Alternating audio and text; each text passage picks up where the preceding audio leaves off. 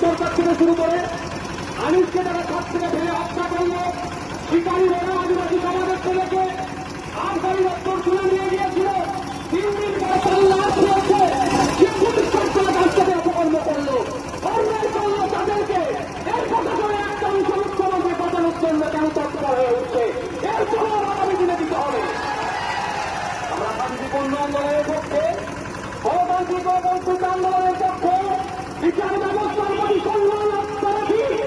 যদি কোন কলকাতা হাইকোর্টের কোন বিচারপতি যদি আমাদের রাস্তায় আঘাত দেয়, তার সাধারণ মানুষের মনে যদি প্রশ্ন তুলে বিচার ব্যবস্থার প্রতি যদি আমাদের রাস্তা কমে, সেই বিচারপতিকে কিন্তু জায়গা নিতে হবে। আমরা রাস্তা দিতেছিলাম রাজ্যে, এটি দুর্ভাগ্যের বিষয়। আমরা একের পর এক ঘটনা ঘটে যাচ্ছে, এইগুলোকে ধামাচাপা দেওয়ার জন্য প্রশাসন এবং